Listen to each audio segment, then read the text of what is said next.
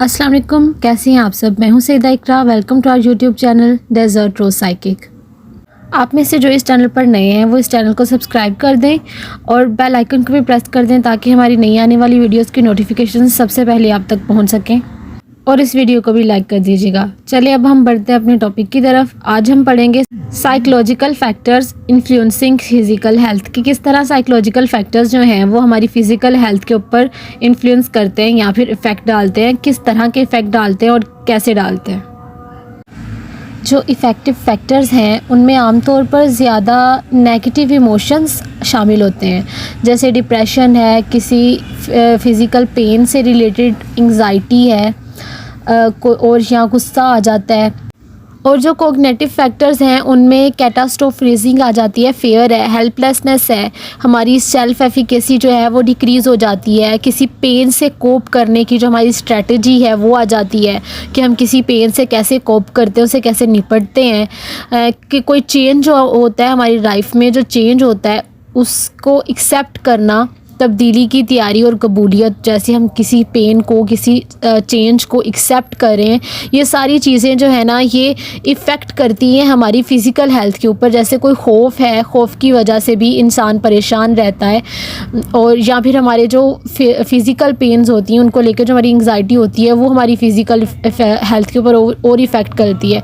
अक्सर आपने ये चीज़ सुनी होगी, कोई इंसान बहुत ज़्यादा अपनी हेल्थ के लिए सोच रहा है, उसको वो नहीं है चीज़। अक्सर हम ये भी होता है, ये साइकोलॉजिकल फैक्टर भी है कि हम अगर सोच रहे हैं, बहुत ज़्यादा सोच रहे हैं इस बारे में कि हमारे सर में दर्द है, तो नहीं भी होगा तो थोड़ी देर तक स्टार्ट हो जाएगा, क्योंकि हम बहुत ज़्यादा उस चीज़ को सोच रहे होते हैं। इसी तरह डिप्रेशन या एंग्जाइटी, इस तरह की चीज़ें, या हमारे इमोशंस या गुस्सा वगैरह या कोई खौफ, ये भी हमारी फ़िज़िकल हेल्थ के ऊपर बहुत ज़्यादा इफ़ेक्ट डालते हैं। एक और चीज़ ये होती है कि जिस तरह हम अपने माइंड को कुछ इंस्ट्रक्शंस दे रहे हैं या कोई कमांड्स दे रहे हैं, वो उसी तरह उनके ऊपर काम करेगा। जैसे कोई कंप्यूटर है, जब तक हम उसको कोई कमांड नहीं देंगे, कोई इनपुट नहीं देंगे, वो उसके ऊपर आउटपुट नहीं देगा। इसी तरह जब तक हम अपने माइंड को कोई इनपुट नहीं देंगे, वो आउटपुट नहीं देगा। हम अगर उसको इनपुट के तौर पर ये दे रहे हैं कि हमारी फ़िज़िकल पेन या किसी जगह पे फ़िज़िकल इशू है, तो वो इशू, वो माइंड जो है वो उसको कैप्चर करेगा उस चीज़ को और उसके ऊपर आउटपुट देगा। जैसे आपने एक एग्जांपल सुनी होगी काफ़ी लोगों ने, एक आदमी था, उसको सज़ाए मौत दी गई थी। उसको सज़ाए मौत के तौर पर यह पनिशमेंट मिली थी कि उसे कहा गया था कि तुम्हें सांप से डसवाया जाएगा और सांप के डंक की वजह से तुम्हारी मौत होगी। उसके माइंड में यही चीज़ थी, उसको हर रोज़ ये चीज़ बताते थे और उसका माइंड इस चीज़ के ऊपर मतलब कि काम कर रहा था। इस कमांड को उसने कैप्चर कर लिया था और वो इसी के ऊपर काम कर रहा था कि इस इंसान की मौत डंक की वजह से होगी, सांप के डंक की वजह से। तो जिस दिन उसकी मौत का दिन आया था, उसकी आंखों पे पट्टी बांध के उसको 2 पिन्स, 2 सुइयाँ, नीडल्स चुभोई गई थी। सांप नहीं था वो उसका, जबकि ये चीज़ उसके माइंड में स्टोर थी कि उसको सांप के डंक की वजह से उसकी मौत होगी। तो इस वजह से उसके माइंड ने उसी चीज़ पे काम किया। और वो जो, जैसे मैंने पीछे बात बताई आपको कि फ़िज़िकल पेन की एंग्जाइटी होती है, कोई एंग्जाइटी उसके डेथ के रिलेटेड या फिर को बहुत सी चीज़ें उसके माइंड में इस चीज़ के बारे में चल रही थी, तो उसको वो सिर्फ नीडल्स के चुभने से उसकी मौत हो गई, क्योंकि सिर्फ उसके माइंड ने उसके ऊपर काम किया। अब जिस तरह से हम अपने माइंड को इंस्ट्रक्शंस देंगे वो उसी तरह से काम करेगा। ये चीज़ें बहुत ज़्यादा इफ़ेक्ट करती हैं। जो फिज़िकल साइकोलॉजिकल फैक्टर्स हैं बहुत ज़्यादा इफ़ेक्ट करते हैं हमारी फ़िज़िकल हेल्थ के ऊपर। बहुत ज़्यादा टेंशन, बहुत ज़्यादा सोचना, ये चीज़ें भी हमारी हेल्थ को बहुत ज़्यादा इफ़ेक्ट करती हैं। नेक्स्ट टॉपिक है इलनेस परसेप्शंस। इलनेस परसेप्शंस मतलब कि जो बंदा जिसको कि कोई बीमारी है, मतलब कोई क्लाइंट या कोई पेशेंट जिसको कोई बीमारी है, कोई फ़िज़िकल इशू है, कोई साइकोलॉजिकल इशू है, वो अपनी हेल्थ या अपनी इस इशू जो उसे बीमारी है, उस बीमारी के बारे में उसका क्या नज़रिया है, वो क्या सोचता है अपनी बीमारी के बारे में, वो मतलब किस तरह से उसको परसीव कर रहा है, इसको इलनेस परसेप्शन के तौर पर काउंट करेंगे। जैसे कि यहाँ लिखा हुआ है, Illness perceptions are the organized cognitive representations or beliefs that patient have about their illness। ऐसे beliefs या फिर representations जो कि कोई भी पेशेंट अपनी हेल्थ के बारे में सोचता है या फिर मतलब उसके अपनी इलनेस के बारे में जो बिलीव्स होते हैं कि वो क्या परसीव कर रहा है, उसकी बीमारी किस तरह की है या उसने उसके सिम्टम्स को किस तरह से लिया है, ये इलनेस परसेप्शंस में आता है। ये परसेप्शन जो है ये इस तरह से फाउंड की गई है कि ये बहुत इम्पोर्टेंट रोल प्ले करती है बिहेवियर में, उसके रवैये के अहम अमल के तौर पर इसको देखा गया है।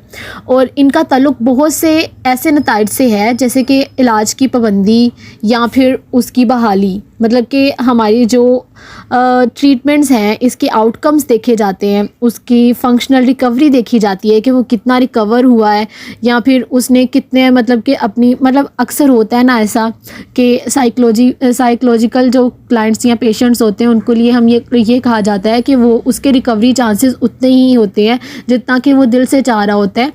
ये सिर्फ साइकोलॉजिकल पेशेंट नहीं, सारे ही मतलब फ़िज़िकल इश्यूज़ भी हों तो यही कहा जाता है, डॉक्टर्स कहते हैं कि अगर जो पेशेंट है वो दिल से चाह रहा है, वो पूरा इस बात के लिए मोटिवेट है कि वो ठीक होना चाहता है, तो उसकी रिकवरी के चांसेस ज़्यादा होते हैं।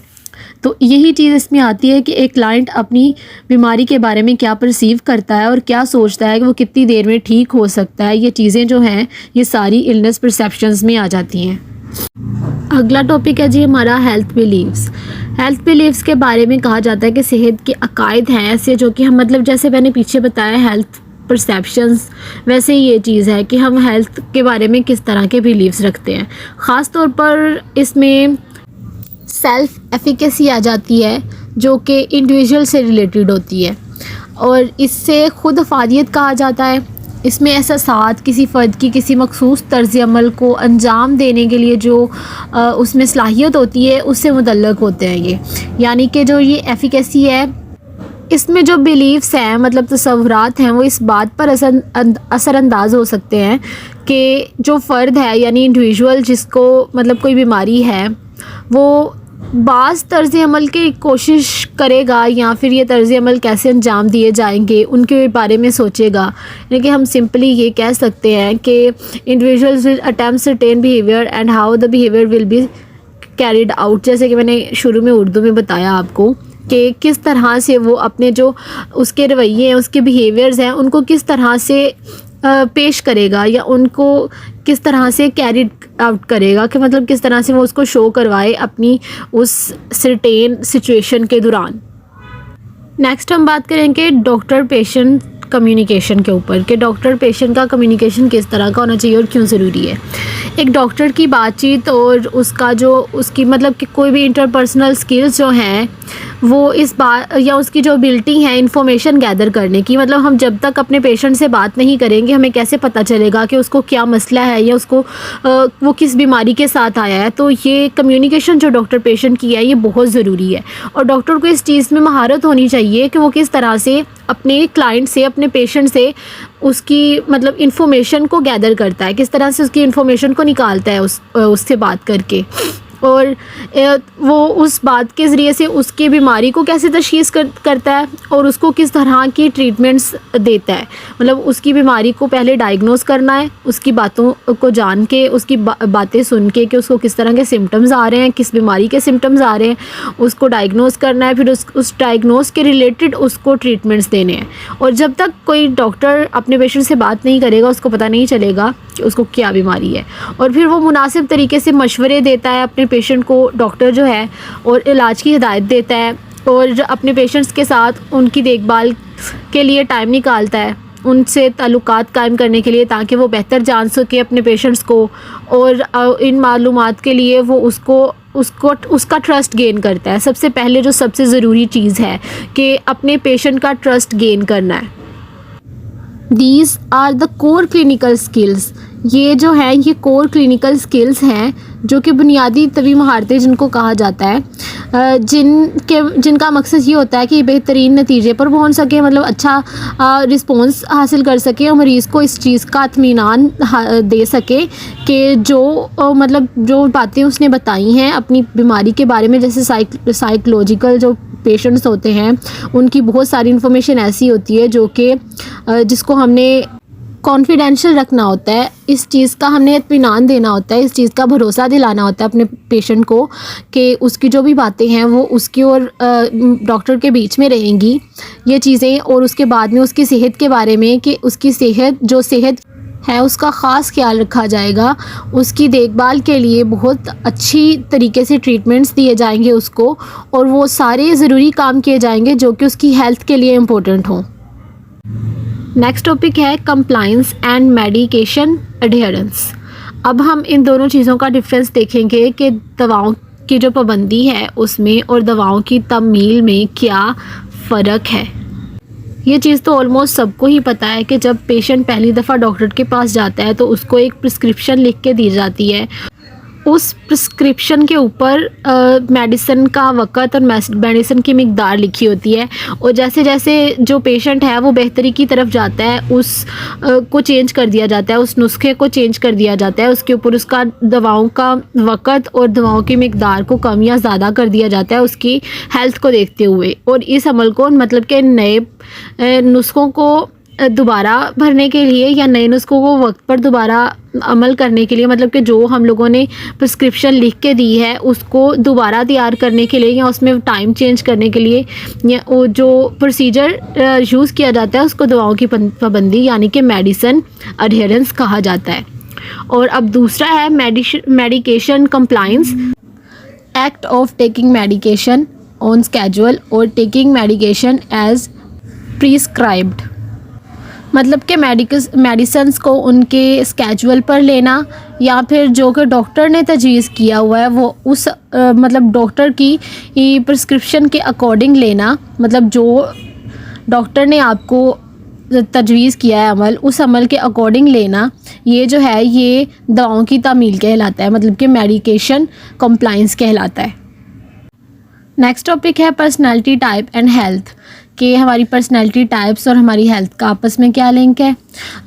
पर्सनैलिटी हमारी शख्सियत को कहा जाता है। हमारी शख्सियत जो है ये हमारे तर्ज़ अमल, हमारी आदत, इन सब की रहनुमाई करती है और दोनों ही आपके मजमूई सेहत में बड़ा किरदार अदा करती हैं। जिस तरह से आप स्ट्रेस को हैंडल करते हैं, आपकी जो आपको मशक़ें दी जाती हैं, सरगर्मियाँ दी जाती हैं, जिस सतह की जाती हैं, आप कितनी बार उनको करते हैं, अपने डॉक्टर के पास कितनी दफ़ा जाते हैं, ये सब चीज़ें आपकी जो बिहेवियर, आपकी शख्सियत, आपकी पर्सनैलिटी की खुसूसियात से मुतासिर होती हैं। और इसमें यहाँ पे ये कहा जाता है कि इब्तदाई तौर पर जो हैं 5 पर्सनैलिटी ट्रेट्स हैं जिनको बिग 5 पर्सनैलिटी ट्रेट्स कहा जाता है, उनको हम आगे देखते हैं। थ्योरी के अकॉर्डिंग जो हैं 5 पर्सनैलिटी ट्रेट को डिस्क्राइब किया गया है यहाँ पे, जो कि नीचे यहाँ पे लिखी हुई हैं। इसमें एक्सट्रोवर्जन है जिसको हम एक्सट्रोवर्जन्स के मतलब स्पेलिंग थोड़े चेंज करके इस तरह भी लिख सकते हैं, जैसे कि एक्स्ट्रावर्जन में ए इस्तेमाल हुआ है आर के बाद और एक्सट्रोन में आर के बाद ओ यूज़ हो रहा है। नेक्स्ट है एग्रीएबलनेस यानी कि रज़ामंदी ज़ाहिर करना। उसके बाद है ओपननेस यानी कि अपने आप को कुशादा ज़ाहिर करना। कॉन्शियसनेस है यानी कि हमारा जो कॉन्शियस माइंड है या हमारा ज़मीर जिसको हम लोग बोलते हैं वो चीज़ आ जाती है। और लास्ट वन है न्यूरोटिसिज्म। ये 5 पर्सनैलिटी ट्रेट्स थे। यहाँ पे हमारा टॉपिक अब ख़त्म हो चुका है। ये सारे टॉपिक जिस चीज़ से रिलेटेड थे कि किस तरह हमारी पर्सनैलिटी या हमारी साइकोलॉजिकल फैक्टर्स जो हैं वो हमारी फ़िज़िकल हेल्थ के ऊपर इफ़ेक्ट डालते हैं। Thank you so much for watching my video. अगर आपको वीडियो अच्छी लगी है तो लाइक कर दें, और अगर आपका इस वीडियो के अकॉर्डिंग या इससे रिलेटेड कोई क्वेश्चन है तो आप कमेंट सेक्शन में पूछ सकते हैं। और हमारे चैनल डेजर्ट रोज़ साइकिक को सब्सक्राइब करते जाइएगा और अपना बहुत ख्याल रखिएगा। अल्लाह हाफिज़, जज़ाकल्लाह।